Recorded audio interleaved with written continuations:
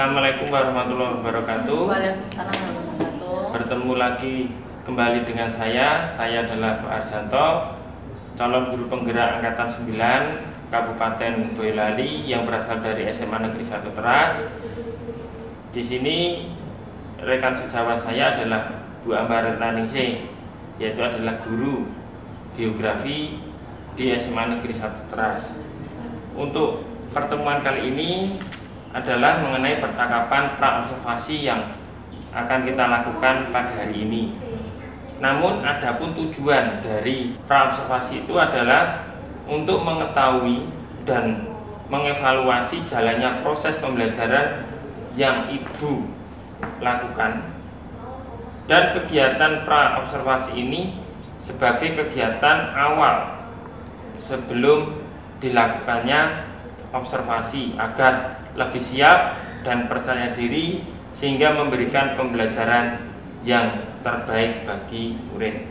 Selanjutnya, di sini saya akan bincang-bincang atau bercakap-cakap dengan Bu Ambar sebelum pra-observasi. Menurut Bu Ambar, apa tujuan pembelajaran yang hendak Bu Ambar sampaikan pada waktu nanti dilakukannya observasi? Ya, karena berhubungan dengan materi tektonik dan pengaruhnya bagi kehidupan ini kan tujuannya siswa mampu memahami tentang materi tektonik yang berbasis hot, kemudian juga disertai dengan soal-soal yang hot supaya anak itu bisa menganalisa tentang hasil-hasil tektonik. Oh ya, berarti tujuan dari pembelajaran Bu Ambar itu adalah pembelajaran yang berbasis hot, yaitu dengan mengajukan pertanyaan yang bersifat hipotetik. Terus selanjutnya Bu Ambar, bagaimana area pengembangan atau dalam hal ini assessment atau penilaian yang akan Ibu Ambar terapkan?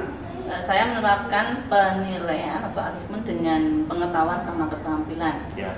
Pengetahuan diambil dari mungkin penilaian bisa ulangan, mungkin dari penilaian tugas. Kemudian yang untuk keterampilan tak ambil dari proses diskusi. Oh, ya. Jadi mungkin anak itu bertanya, menjawab, yang telah dimasukkan dalam penilaian keterampilan. Berarti kalau pada ranah kognitif ada semacam tadi tugas gitu nggih. Tapi tadi kalau untuk ranah keterampilan diskusi seperti itu. Berarti pengambilan penilaiannya itu didasarkan pada pengamatan dari Bu Ambar sendiri. Ya. Ya, baik. Selanjutnya, Bu Ambar, bagaimana rancangan pembelajaran di kelas yang Bu Ambar terapkan? Baik nanti jenengan menggunakan strategi apa, model pembelajarannya menggunakan apa, serta metode pembelajarannya seperti apa, agar supaya dalam proses pembelajarannya itu menarik. Di dalam penerapan ini strateginya berdifferensiasi ya. Kemudian di sini untuk model yang saya pakai itu PBL di program bahasa learning, karena nanti menyelesaikan di dalam konsep saya itu kan diskusi. Ya, berbasis masalah. Ya, menyelesaikan apa yang mungkin anak-anak itu perlu berpikir kreatif ya.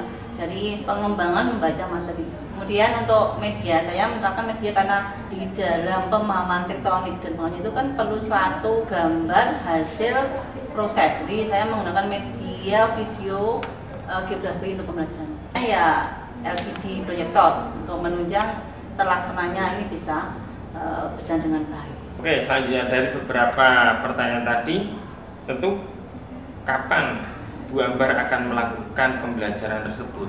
Di hari apa, di kelas mana, seperti itu? Untuk saya melaksanakannya tanggal 5 bulan Maret 2020. Oh iya. Oke, Bu Ambar. Terima kasih Bu Ambar.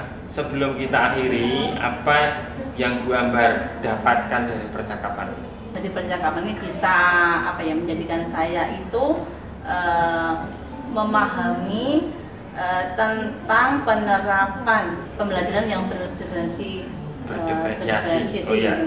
Pembelajaran berbasis masalah dalam kurikulum merdeka itu ya, itu. Terima kasih waktunya sudah bisa berbincang-bincang dalam pra-observasi. Kita bertemu di kegiatan observasi di kelas 10B Demikian percakapan hari ini, kita akan bertemu di observasi kelas dan percakapan pasca observasi selanjutnya. Terima kasih atas waktu yang telah diberikan oleh Bu Ambar. Billahi taufiq wal hidayah. Wassalamualaikum warahmatullahi wabarakatuh. Waalaikumsalam warahmatullahi wabarakatuh. Terima kasih dan tugas sukses dan amin. Terima kasih. selalu melangkah dengan baik. Assalamualaikum warahmatullahi wabarakatuh. Waalaikumsalam warahmatullahi wabarakatuh. Selamat pagi anak-anak. Pagi Bu. Semangat ya. Ya. Yang gak masuk hari ini siapa?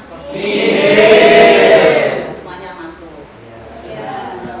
Untuk hari ini materi melanjutkan yang kemarin. Yang kemarin adalah vulkanisme dan pengaruhnya terhadap lingkungan. Sebelum melanjutkan materi yang baru, saya mau bertanya dulu yang materi kemarin tentang gunung api itu ada berapa tipe? Ada 3. Mengacung dari siapa?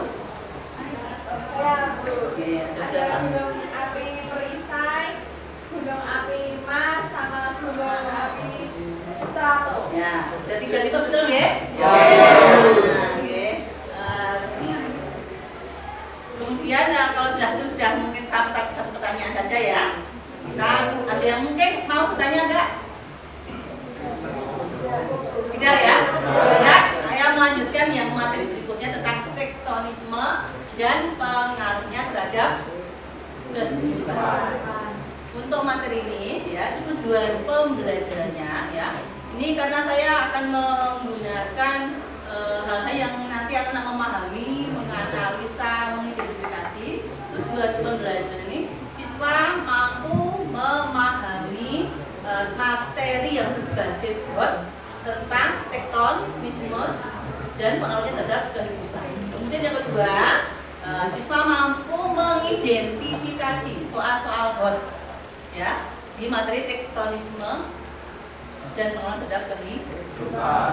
Lanjutkan ya, kita nanti membentuk kelompok ya. Saya mau memberikan tentang video pembelajaran ya, anak dipahami ya, nanti untuk menjawab di dalam diskusi atau di LKP nanti.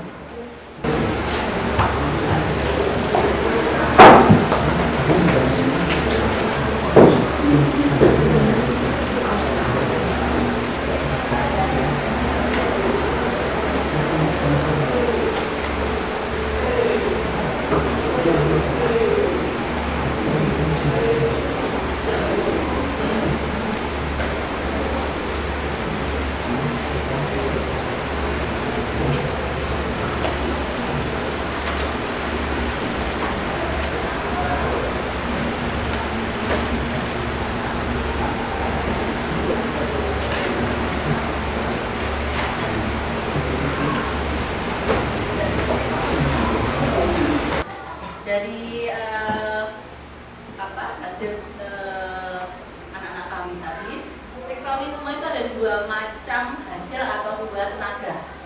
Ya, tektonisme ada 2 tenaga yang dihasilkan, tenaga epirogenesa dan tenaga orogenesa. Dan tenaga epirogenesa pun nanti menghasilkan 2 bentuk ya, yang tidak sama di permukaan bumi.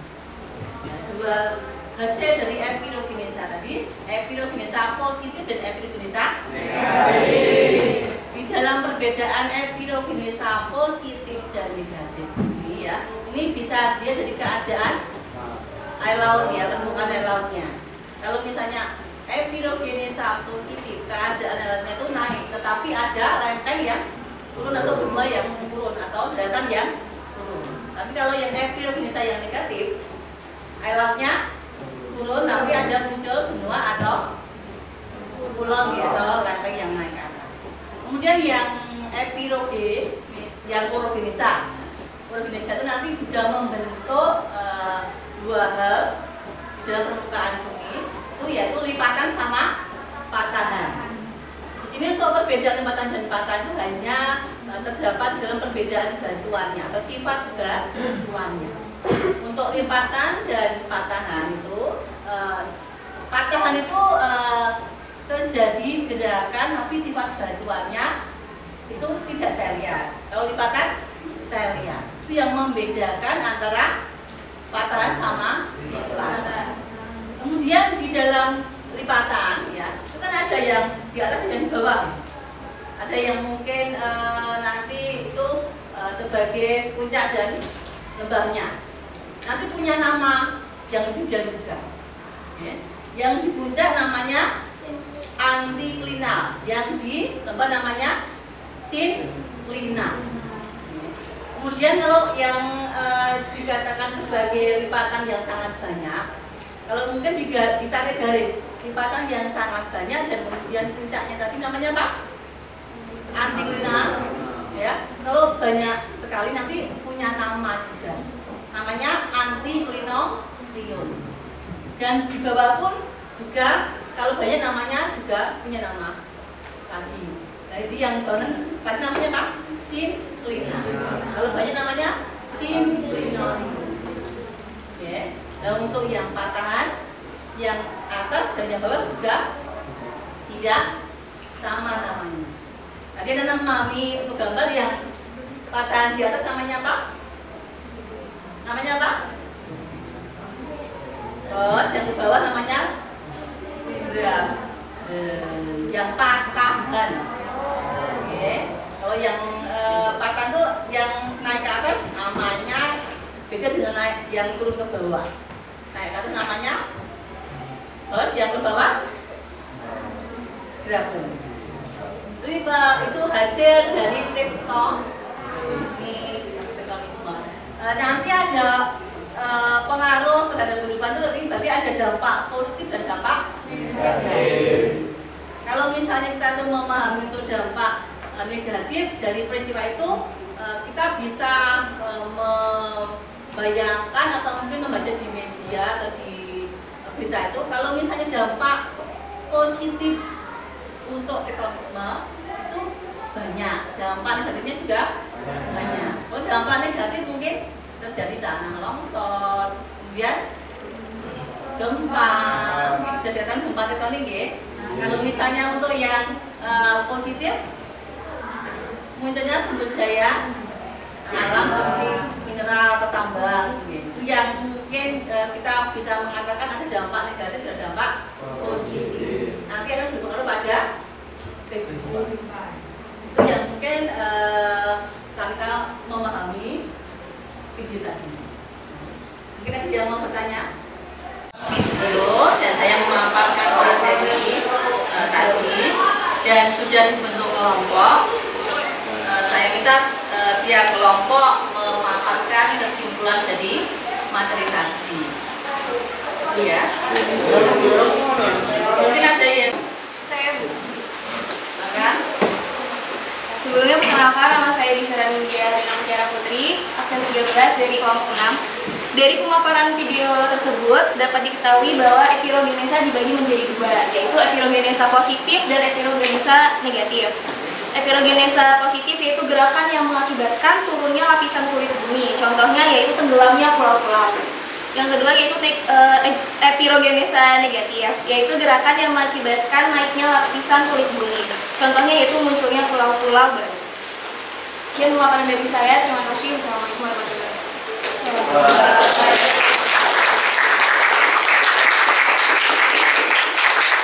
Terima kasih dari hasil pemaparan bisa. Mungkin ada yang mau ditanyakan? Iya. Sudah ada yang mau ditanyakan. Untuk pembelajaran hari ini saya akhiri. Wassalamualaikum warahmatullahi wabarakatuh. Waalaikumsalam warahmatullahi wabarakatuh. Terima kasih Bu. Assalamualaikum warahmatullahi wabarakatuh. Bagaimana Bapak kabarnya? Oke, alhamdulillah. Ya, alhamdulillah berjumpa kembali dengan saya, Pak Arjanto, CGP Angkatan 9 Kabupaten Boyolali dari SMA Negeri 1 Teras.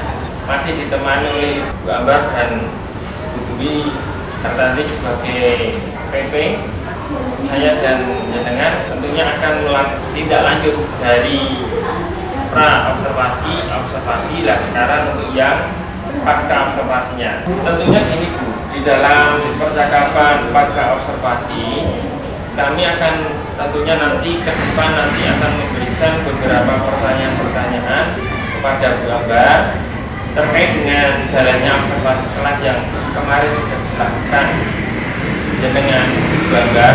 Tentunya apa tujuan daripada observasi kemarin itu seperti apa? Tujuan dari ini yang tujuan pembelajaran saya. Tujuan dari pembelajaran saya itu dengan tema yang sudah saya mungkin terapkan, tektonik dan pengalaman kehidupan ini kan tujuannya itu memahami pembelajaran berbasis spot dan selesai soal-soal karena di sini di dalam materi itu kan hal yang perlu dikaji dianalisa oleh anak karena ini merupakan bukti dari fenomena alam yang perlu dipahami oleh anak. Berarti dalam kata lain tujuannya itu tentunya saya melihat panjenengan itu tujuannya itu untuk mengevaluasi proses pembelajaran dari Bu Ambar yang dilakukan seperti itu. Terus selanjutnya Bu Ambar, pertanyaan selanjutnya, apa perasaan Bu Ambar setelah diadakan observasi kelas? Rasanya bagaimana? Merasa senang karena ada terapkan dalam itu ada yang menilai, ada yang mungkin kalau seandainya ada kekurangan kan ada yang membetulkan atau mengingatkan atau mungkin sebagai teman kan ini mungkin kurang pas dalam penerapan Umar gitu yang mungkin saya merasa senang adanya. Berarti dengan kata lain ini ya setelah yang dirasakan Bu Ambar setelah observasi itu bisa menambah pengetahuan baru mengenai seperti observasi ya kekurangannya. Sebenarnya observasi itu sekarang observasi kalau supervisi seperti itu. Terus selanjutnya Bu Ambar mungkin bisa diceritakan kembali area pengembangan yang dilakukan Bu Ambar itu seperti apa? Area pengembangan itu penilaian atau asesmen Bu Ambar yang dengan kembangkan dalam pembelajaran pada waktu observasi itu seperti apa? Penilaiannya itu kan saya pengetahuan dan keterampilan. Pengetahuan itu diambil dari apa soal yang saya berikan, kemudian penugasan itu nanti saya masukkan ke dalam asesmen pengetahuan. Kemudian yang diskusi itu mungkin dari kegiatan tersebut saya masukkan ke dalam keterampilan. Nah, mungkin anak kreatif, anak jawab, anak untuk memaparkan presentasi itu kan nanti kegiatan dari apa yang anak itu nanti masuk dalam keterampilan.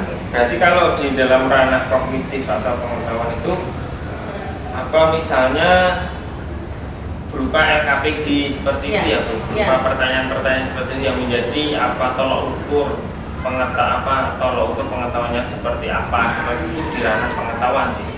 Sudah dimasukkan dari saya di waktu setelah nanti diskusi kan saya memberikan untuk soal yang saya kirim di dalam grup WA grup kelas mungkin nanti saya nilai nanti bisa menggunakan metode 95 atau mungkin apa itu yang saya masukkan dalam pengetahuan. Ya, terima kasih. Itu yang menjadi ranah pengembangan Bu Ambar lakukan ketika dalam proses observasi kemarin. Terus selanjutnya, menurut Bu Ambar itu apa kendala-kendala yang dihadapi pada saat proses pembelajaran di kelas dalam hal ini ketika observasi? Mungkin dari sarana prasarananya, pengkondisian siswanya seperti itu. Waktu mungkin saya itu menilai di waktu diskusi kan mungkin nggak anak semuanya itu kreatif. Jadi nanti tidak lanjutnya tahap berikutnya saya perlu benahi atau mungkin perlu menambah tentang dia ataupun sarana yang bisa menunjang itu. Dan kemudian yang berikutnya mungkin baik kita itu kendala waktu mati lampu atau mungkin nggak bagus itu kadang-kadang itu yang mungkin dalam sarana yang kurang. Berarti ada dua berarti sarana prasarana dan peserta didik yang mungkin kurang ada yang tidak aktif berarti pengkondisian peserta didik dan sarana prasarananya. Iya. Seperti itu. Mungkin ada yang kan dari mungkin media yang digunakan. Kalau media kan untuk memudahkan anak kan mungkin saya memberikan pengeluaran PT yang saya kirim ke grup ya. Kemudian sebagai penguatan kan video pembelajaran itu penting karena ada gambar, ada penjelasan, dan proses itu ada di dalam video itu. Karena dalam rekam kan perlu anak itu melihat tentang kenyataan yang walaupun itu di video. Karena video kan itu tentang fisik bumi yang nggak bisa dibohongi tentang prosesnya. Oke, terima kasih. Berarti kan di situ menekan pada video juga nih. Ya, paling itu video. Ya. Terus ketika penampilan video itu apakah memang pure murni video itu dari gambar? Apakah anak itu diberikan tugas untuk untuk mencari sebuah video yang bertemakan sama? Video itu saya ambil dari YouTube ya, karena di materi itu kalau mencari di YouTube kan banyak, dan mungkin juga untuk materinya juga sama, cuman mungkin dalam gambar yang dihasilkan tujuannya atau mungkin modifikasinya itu beda. Ya, dari YouTube. Berarti meskipun dari YouTube yang mengunduh sendiri gambar. Ya. Oh ya. Saya menambahi menguatkan. Ya. Terus selanjutnya gambar kapan Ibu akan melakukan perbaikan yang gambar sampaikan tadi ketika observasi? Perbaikan proses pembelajarannya itu kapan? Mungkin tahap berikutnya kalau itu kan tergantung nanti apa yang mungkin menjadi kekurangan dari apa yang dilakukan itu, mungkin sama tahap berikutnya ada pembinaan, ada pendekatan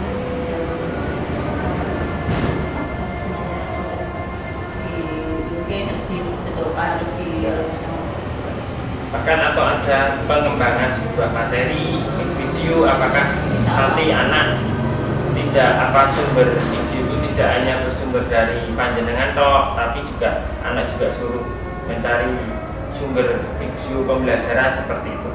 Ya, anak itu kan selain dari apa yang saya terapkan tuh, saya memberi anak untuk mencari di media apa pun yang penting itu materinya sama.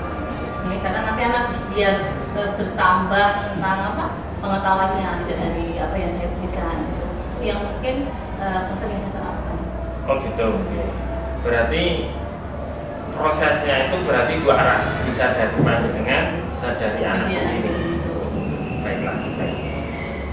Terus selanjutnya, baiklah Bu Ambar, atas jawaban yang telah disampaikan. Ini selanjutnya kesempatan dari Bu Dwi Hartanti mungkin memberikan sebuah umpan balik dari proses dari dari observasi, bahkan dari paskanya. Jadi kalau saya lihat ya, dari observasi ada kesepakatan antara supervisornya Pak Arjanto dan ibu yang mau diobservasi, Bu Eri ya. Bu Ambar Eri.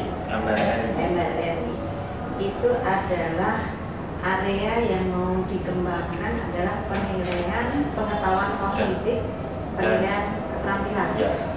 Strateginya yang diambil adalah pembelajaran diferensiasi. Modul pembelajaran berbasis PBL, metode yang diterapkan yaitu diskusi dan tanya jawab. Dari catatan ini, observasi dalam pembelajaran belum kelihatan pembelajaran diferensiasinya di RPP-nya. Tadi sudah jangan betulkan saat ketika itu sudah saya retoret, tapi beliaunya lupa naruhnya di mana, mungkin tingkatannya di atas meja. Bersamaan dengan itu, kalau tanya gitu, sama observasi itu kan bersama dengan yang dari itu kan. Dicatat ya, jadi itu. Kemudian saat observasi di sini tujuan pembelajarannya sudah ada, model PBL-nya belum ya, format pembelajarannya ada, pembelajaran diferensiasinya tidak ada. Ini di saat proses pembelajaran ya. Jadi dari catatan ini ditemukan bahwa Dipra sudah dikuatkan diferensiasi sama PSI-nya. Di saat observasi itu ada catatan dari Pak Arjanto. Pak Arjanto adalah perlu adanya pengelompokan siswa berdasarkan kemampuan bakat, ya, sehingga siswa bisa mengembangkan kemampuan berdasarkan bakat dan minat, ya, itu berarti kan diferensiasinya ya. Berarti lebih fokus di pembicaraan itu terkait dengan yang catatan saat observasi itu ya. Tadi dibicarakan sebagai nah, apa pembelajarannya berdiferensiasi ya, pasca penerapan pembelajaran berdiferensiasi seperti itu. Tadi kan saya singgung. Ya, pembagian kan saya kan berdasarkan hasil dari ulang tahun.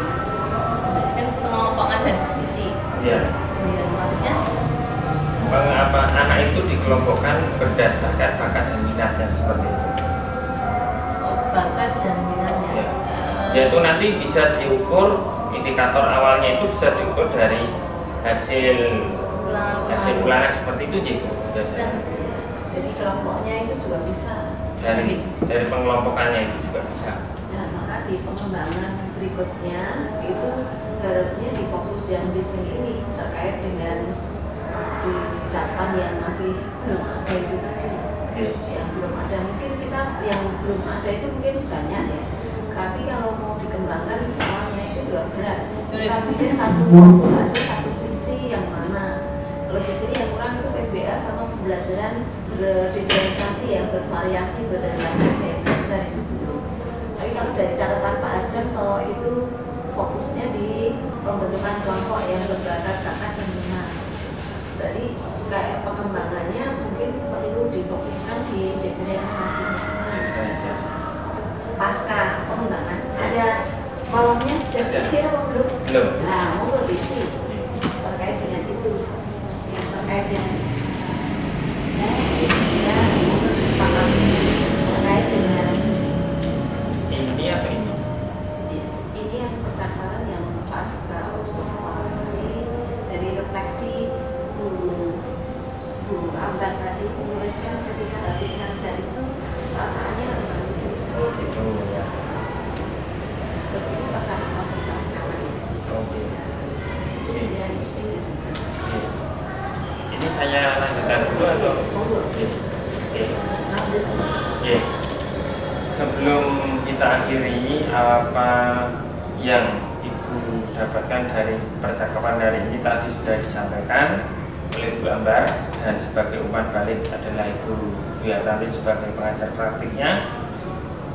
Selanjutnya adalah saya mengucapkan terima kasih waktunya yang sudah bisa berbincang-bincang dari mulai pra observasi, kita bertemu di kegiatan observasi, terus bertemu kegiatan observasi di kelas, terus dilanjutkan pada kegiatan hari ini, yaitu kegiatan pasca observasi. Kita bertemu di sini berbincang-bincang bertiga.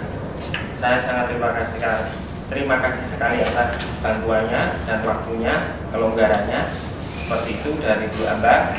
Saya ucapkan terima kasih di Bu Ambar. Terima kasih. Bila saya ada salah kata atau ucapan, saya mohon maaf yang sebesar-besarnya. Bila itu saya. Wassalamualaikum warahmatullahi wabarakatuh.